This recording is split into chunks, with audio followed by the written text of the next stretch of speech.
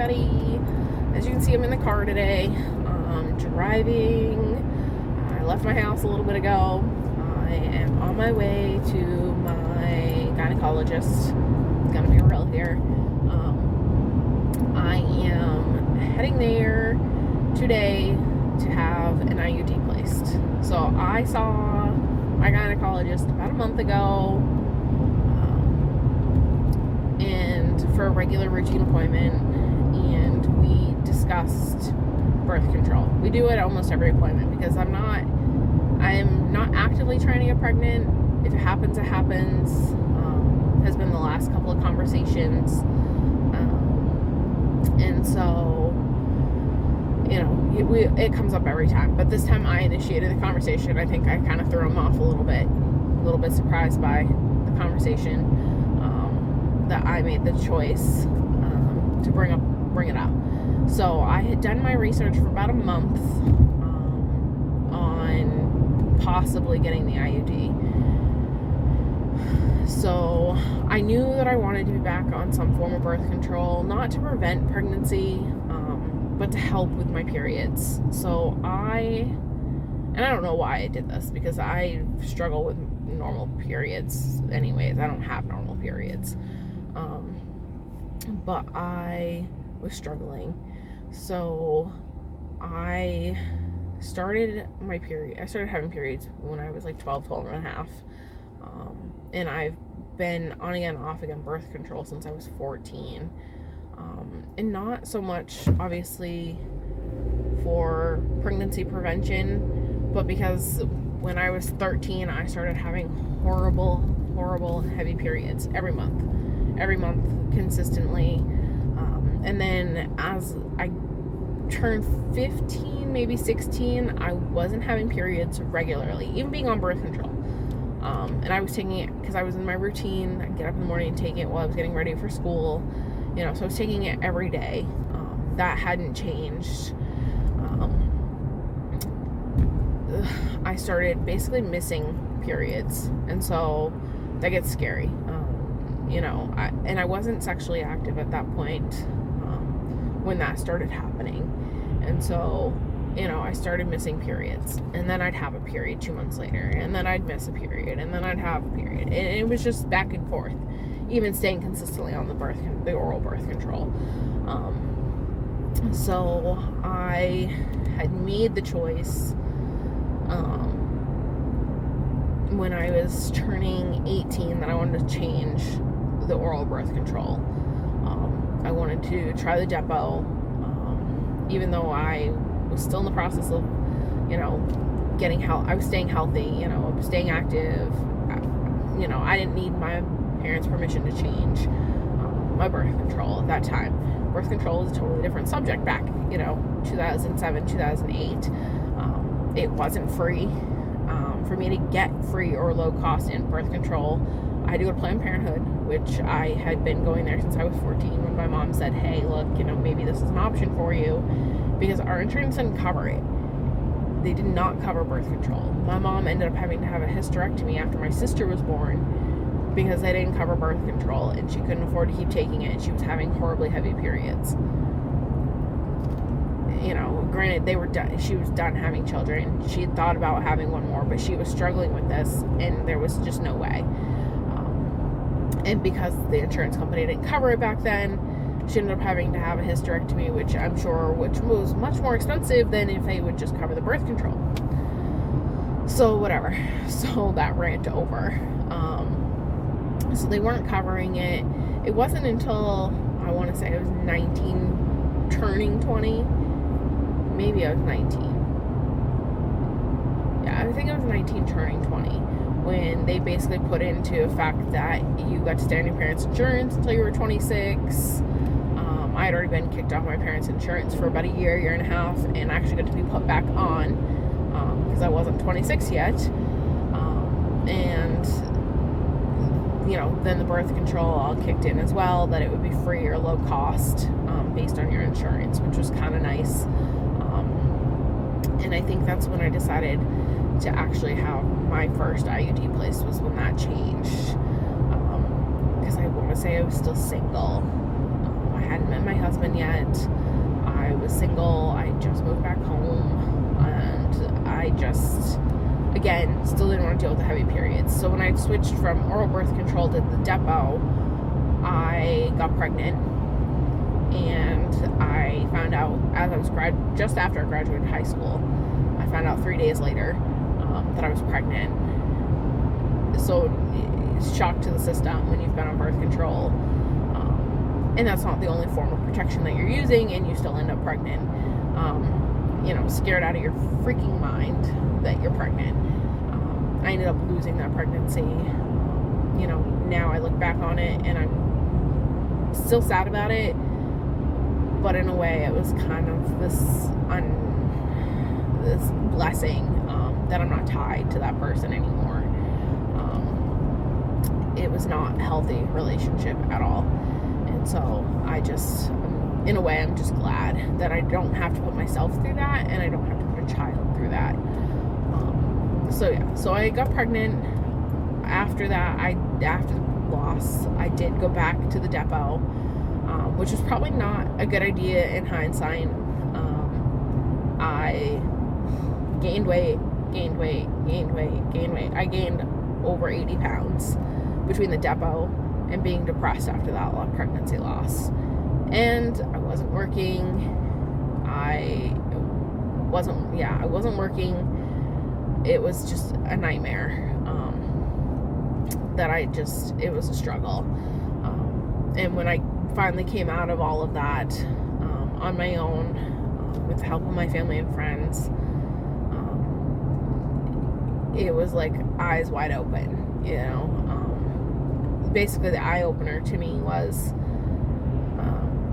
we were camping with my family, and I took off. It's summertime. I took off with my cousin for a little bit that morning. There was a community yard sale not far from where we were camping, and she was moving and furnishing a house. She wanted to go check it out.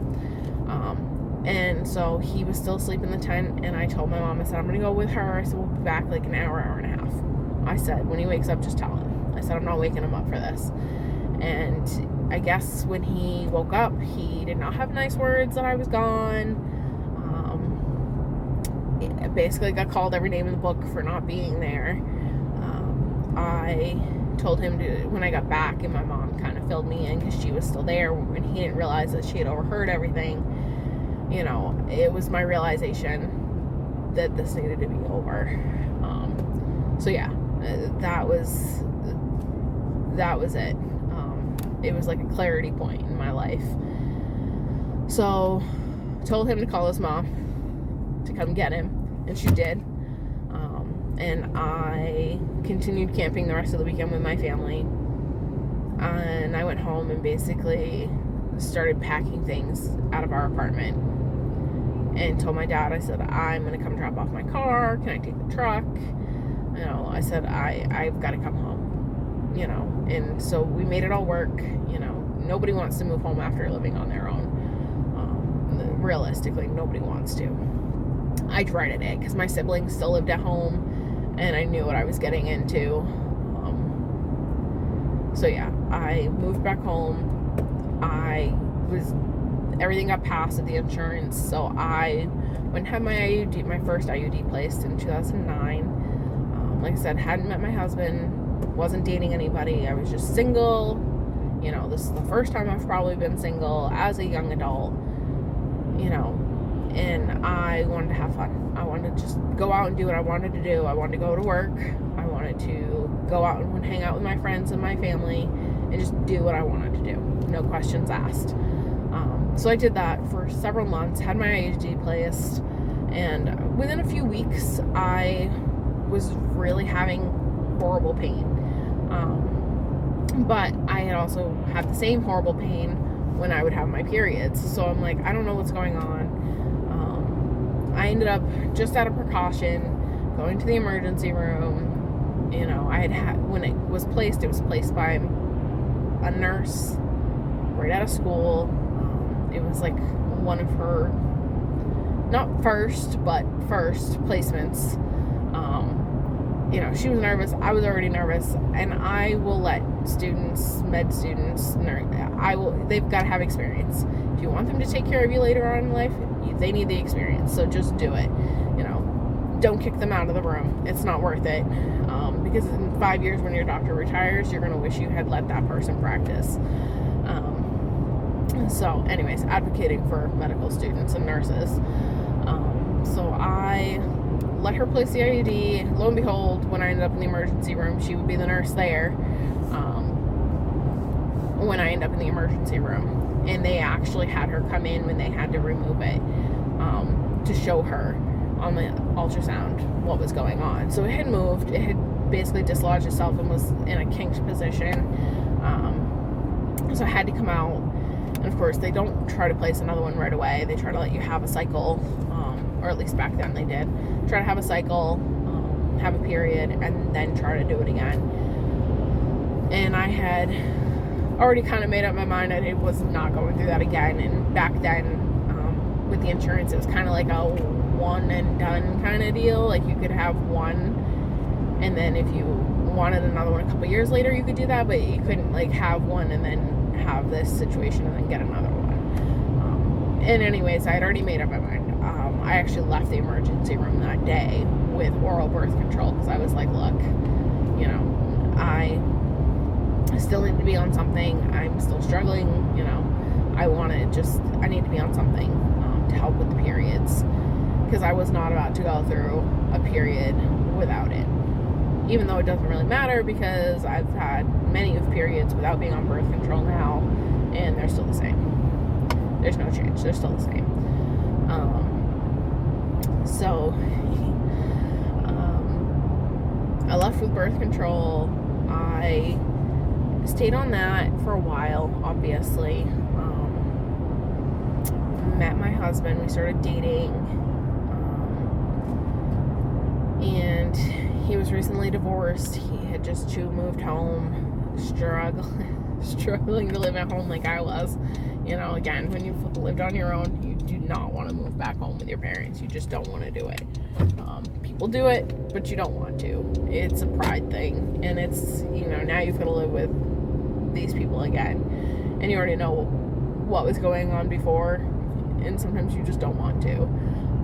So we started dating, and I want to say I was still on the birth control for about 6 months when we first started dating, and then I just kind of lazed off of it. We were still using condoms here and there, not consistently, but I still didn't end up pregnant. So somehow, I don't know how I got that lucky, but I still didn't end up pregnant. So here we are, fast forward. We've had a couple of losses, a couple of miscarriages. We spent money and time trying to actively get pregnant, for that to all not go our way, and still end up in loss, which is the last thing. You spend all this time and this money, and mentally and physically you're exhausted to still not have a baby at the end of it. It's draining. It's draining all the way around. It's stressful in a marriage, any relationship really. And so we kind of we stopped all that. I wanted to get pregnant before we got married, because I was in the mindset that I did not want him to marry me if I couldn't give him children. I didn't want him to waste his time. And so he didn't see it that way. I did. I think that's, a me thing and not a him thing. So yeah, there was that before we got married. And we obviously still got married anyways. First comes love, then comes marriage, and then infertility apparently follows. And it's this common thing. I've had friends struggle with it. I'm not the only one in my life that struggled with it. I have my best friend, she doesn't have children. She has 4 children, and I love them all dearly. And that was her choice. And so people all have different struggles, and I just thought I would help myself out and try to avoid the struggle, but it hasn't happened. We had many of tests done. Obviously, me and Stephen both. His are obviously less than mine. You're not the one going and getting poked every month and having to be in the stirrups quite frequently. You get to go to the lab like once or twice through the whole process. So thanks, guys. Yeah, so many blood work, many ultrasounds, pregnancy test, ovulation test. I think if I took pictures through the whole process, I could probably fill, a bathtub full of all this stuff, syringes and whatnot. Yeah, so we spent a lot of time trying to get pregnant, actively trying to get pregnant, and I then decided that I needed a break. It's a lot. Your hormones are crazy through that. I realized how angry I was through all of that towards people. I had a very short fuse. My husband learned that I had a very short fuse really fast. And it's just the hormones pumping through your body. You're putting in hormones into your body that aren't already there, and you're going to be miserable. Some people aren't, but I was not one of those lucky people. So yeah, I haven't been on birth control probably since 2014. We had a pregnancy loss, second trimester pregnancy loss in 2014. And after that, I went on birth control. That was our last attempt. And so I went on birth control, oral birth control, for about a year. And just because I was mentally and physically, even though they tell you that if you want a baby, you should try again right away, I couldn't do it. I just started a new job. Stephen was actually leaving his job and starting to work from home on a full-time basis, which was super scary. I had just gotten out of school as a medical assistant and had just started my new career in healthcare. So we had a big year from 2013 getting married to 2014, and we ended up moving that summer. We were moving the week I started my job.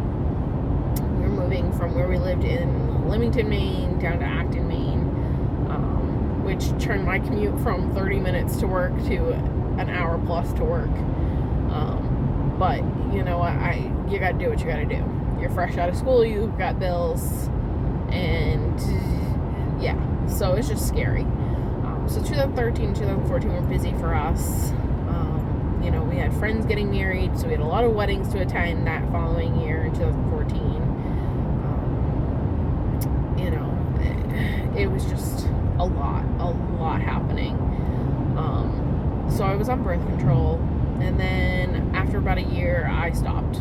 I said, look, if it happens, it happens. If it doesn't, it doesn't. We tried an organic supplement to try and get pregnant, and I basically have blamed myself. I don't blame anybody else. I take the blame for it. I feel like my depression and anxiety got the best of me over the years. Obviously gained weight. In 2014, I started carb counting like crazy. I lost quite a bit of weight.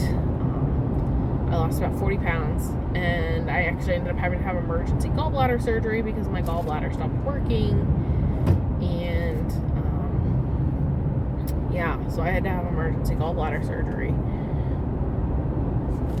And I lost probably another 40 to 60 pounds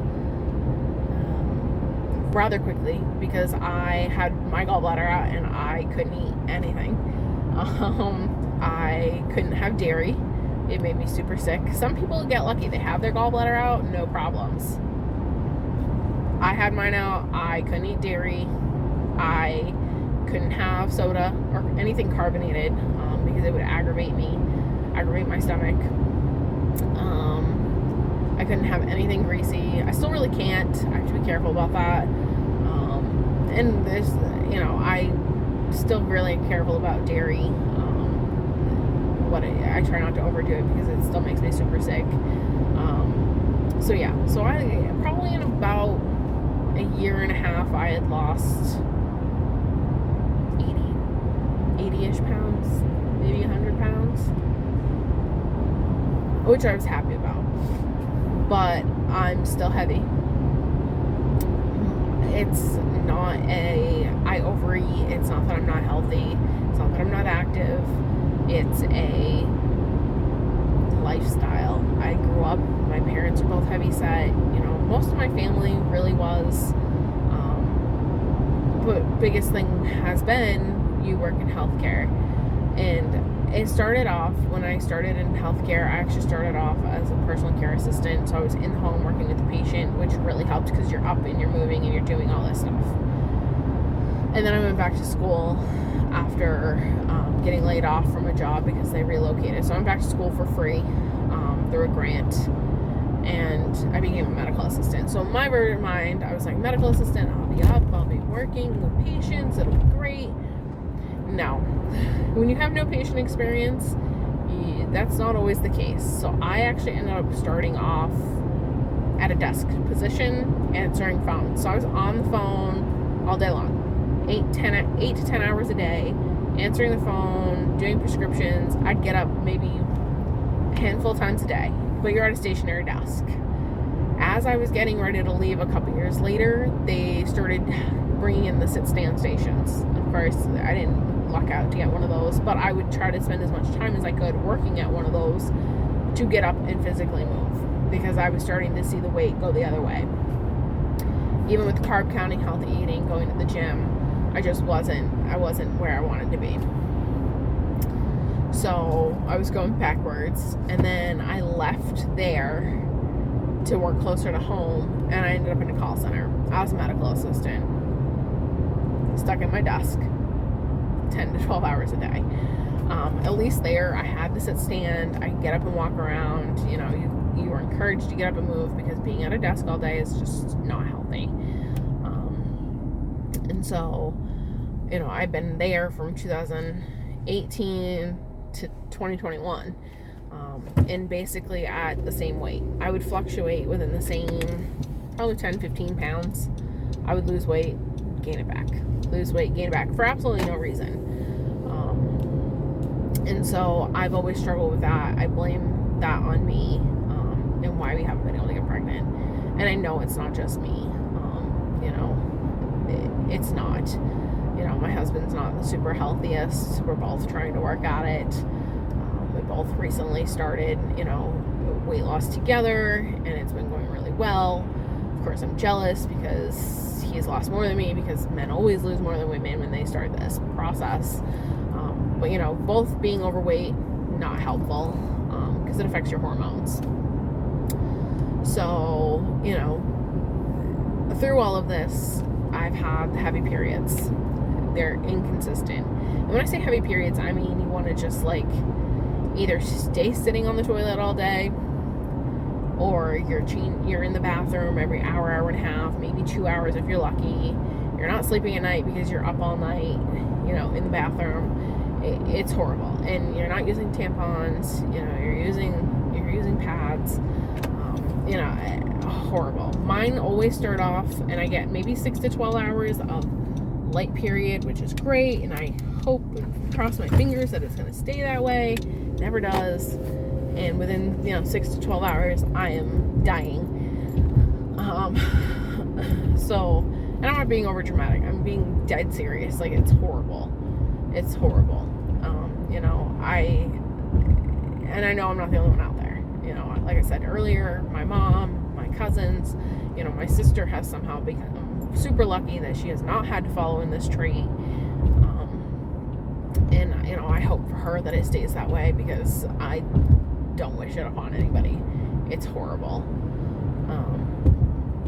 You just want to lay down and die sometimes, but you still manage to get up and do what you got to do every day.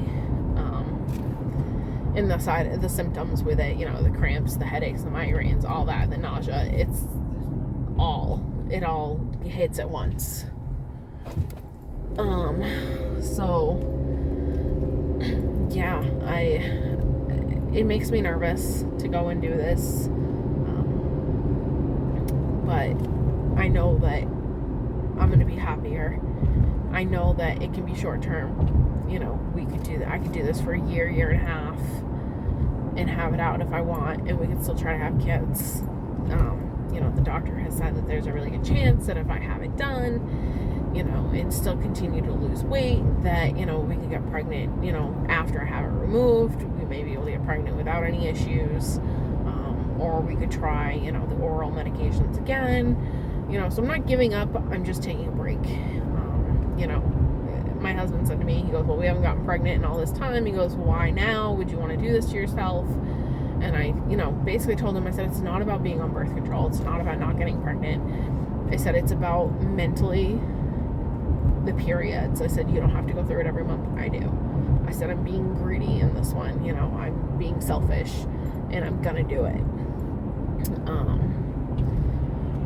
Just because it's what I want and it's what I need at this point in time in my life. You know, it's not something that I came to lightly. I've had sleepless nights over it. Last night I did not sleep knowing that I was going to go to this appointment this morning.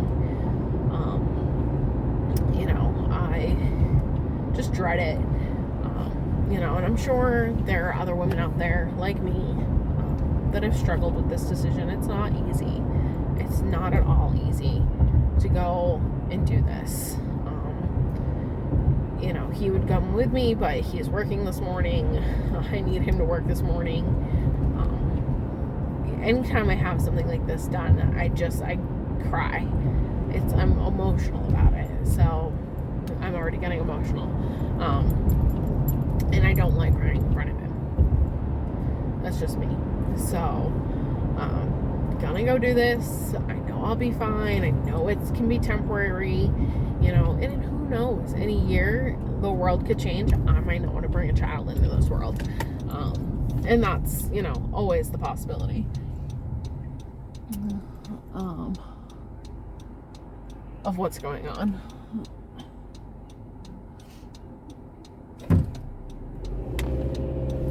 You know, it's always the possibility that I might not want to in a year. Things could change. You know, there's so much going on in the world. Who knows? You know, my husband says it every once in a while. He's like, who would want to bring a child into this world with the way it is? And then we sit there and we think about it. And we're like, we know we want kids, but at the same time, look at what is going on, you know?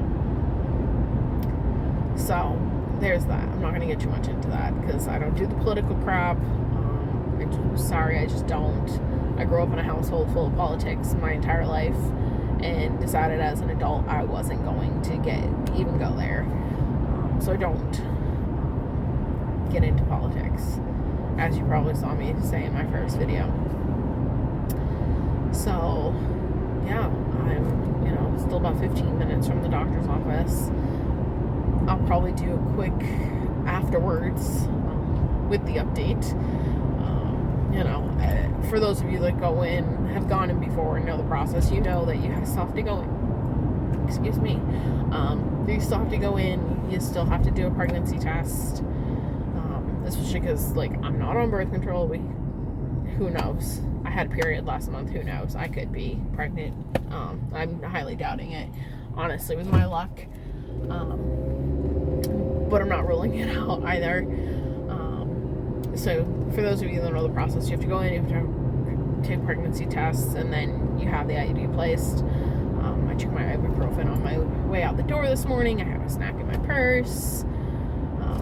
So yeah, it's not a fun process, but we're gonna go do it, hoping it goes smooth and goes well, and that there's no issues with this one. I don't think I could go through it again, end up in the emergency room and have to have another one removed. So yeah, I will catch up with you guys after my appointment.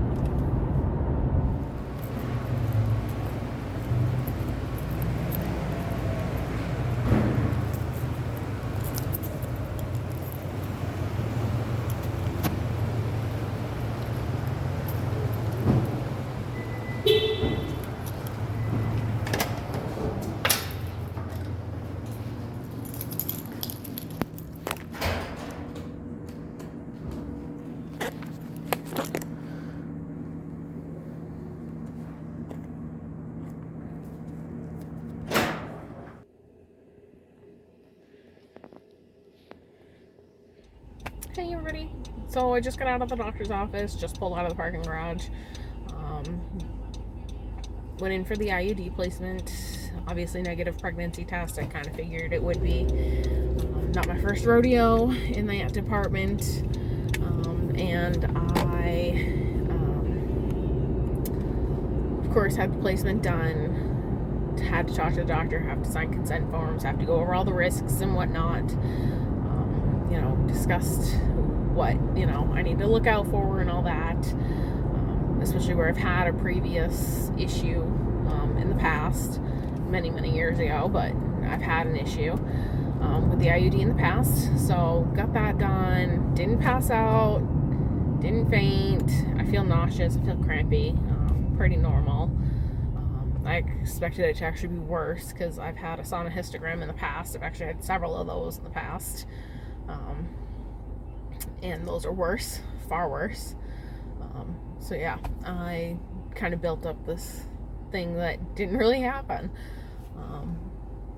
So yeah, I'm on my way home. I'm gonna just chill out the rest of the day.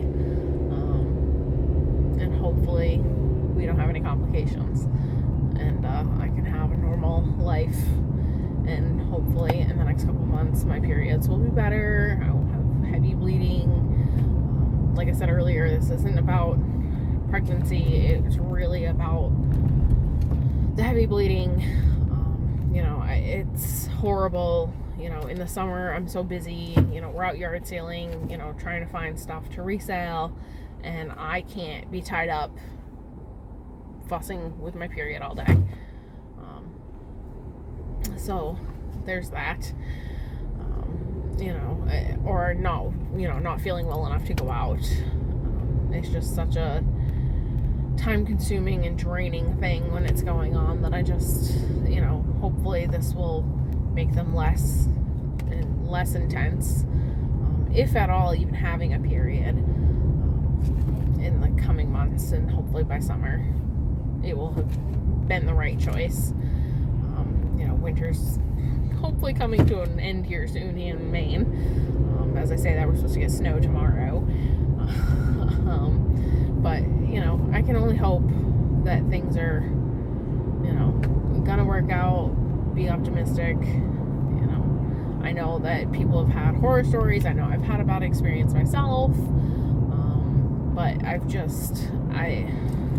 can't put myself through it every month, going through having a period or not having a period, having the symptoms of a period and not having a period. And then, every 3-4 months, I'm having a horrible, horrible period for 7 to 10 days, if not longer. I've actually had spurts especially when I met my husband, I was having periods, that were a month long, 45 days long. Nobody wants to live like that. Luckily for me, that kind of stopped about 2 years ago, but I'm to the point where I miss periods. And I'm tired of taking a pregnancy test to determine if I'm pregnant or not, because I know in my heart of hearts the thing is negative. And yeah, so I'm tired of going through that, because it's like this build up and then it's a letdown, and it's a build up and it's a letdown, and I need my sanity back. So IUD placed, it's good for 7 years. I don't know how long I'll actually keep it. Like he said, I can come back at any point in time and have it taken out. But at least for the next year, I'm going to focus on me. I'm going to be selfish, focus on me. It's not wrong to focus on you and be selfish. Whether you're already a mom, you're not a mom, you're not even married, whatever. Whoever you are, it's your turn. If you've done everything by the books and you've, gotten the job, gone to school, blah, blah, blah, whatever. You're single, I don't care. Be selfish, take care of yourself. And that's what I'm doing. I'm doing it for me. It's not about anybody else. It's for me. It's for my physical and mental health. So there's that.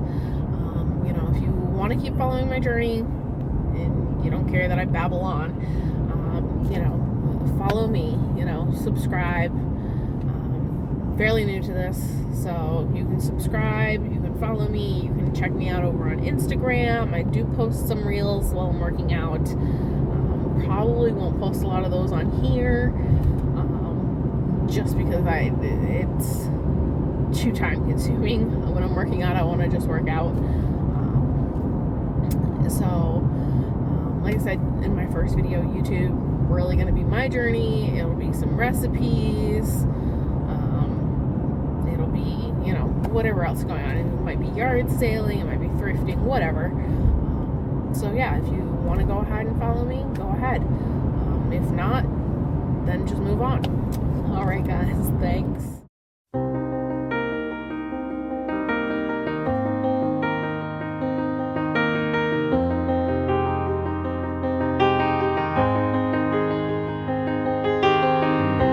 Close enough to start